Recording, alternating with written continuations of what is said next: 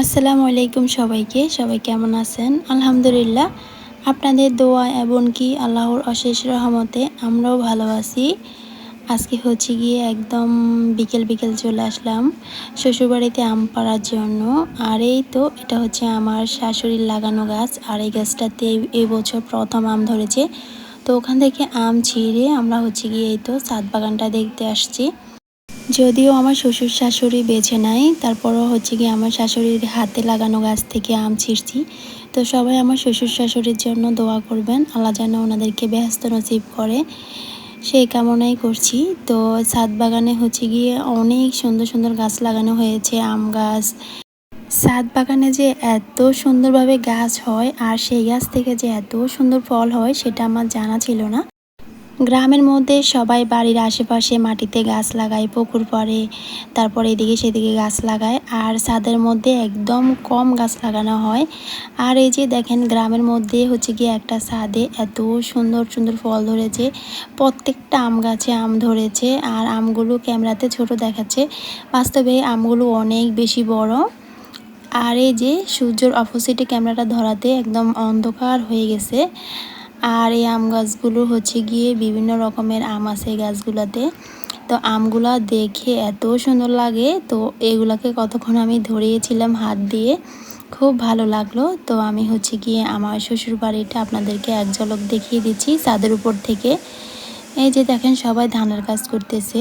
তো এখন তো বৈশাখ মাস, ধানের সিজন, সবাই ব্যস্ত, ধান সিদ্ধ করা, শুকানো, এগুলা নিয়ে সবাই ব্যস্ত।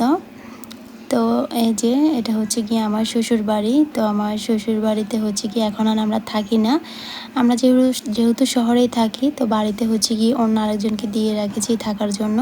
তো আমরা হচ্ছে গিয়ে এখন আর বাড়িতে থাকি না।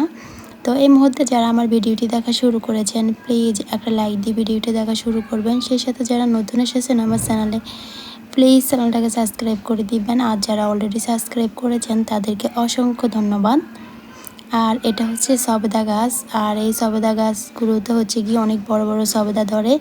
তো অনেকগুলো সবেদা ধরে আছে। তো ছাদ বাগানটা দেখে সত্যি অনেক বেশি ভালো লাগে। এখন চলে আসলাম আম পাড়ার জন্য। তো সেদিন তো কিছু আম নিয়েছি, সেটা আপনারা দেখেছেন, যারা আমার ভিডিও সবসময় দেখেন তারা হয়তো জানেন, সেই ভিডিওটা আমি আপলোড করেছি। যেহেতু আমরা বাড়িতে থাকি না, তো যার মতন করে যে সেই আম নিয়ে যায়, সেজন্য হচ্ছে গিয়ে আমগুলো নিতে আসছি। তারপরও অনেকগুলো আম গাছে এখনও থেকে গেছে, পারতে পারি নাই, পাড়ার জন্য হচ্ছে গিয়ে পুরো আমগুলো নিয়ে আসতে পারি নাই। তো এই তো এদিক দিয়ে হচ্ছে গিয়ে আম পাড়া হচ্ছে, আর এদিক দিয়ে হচ্ছে গিয়ে ছোট ছেলেমেয়েরা আমগুলো খুঁজে বস্তায় নিয়ে রাখছে। এই বস্তা হচ্ছে গিয়ে একদম গাড়িতে করে বাসায় নিয়ে যাব।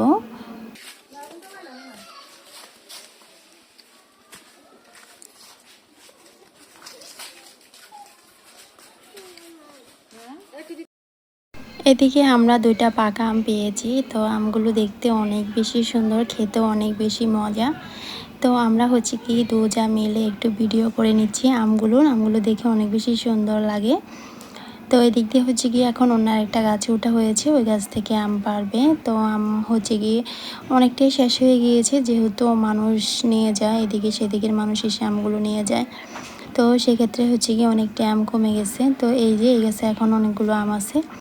চলে আসলাম বাসায় এসে নিজের হাতে নাস্তা তৈরি করলাম, চিকেন চাপ, সাথে হচ্ছে গিয়ে নান রুটি তৈরি করলাম, বাটার নান রুটি, আর হচ্ছে গিয়ে শসার রায়তা তৈরি করলাম।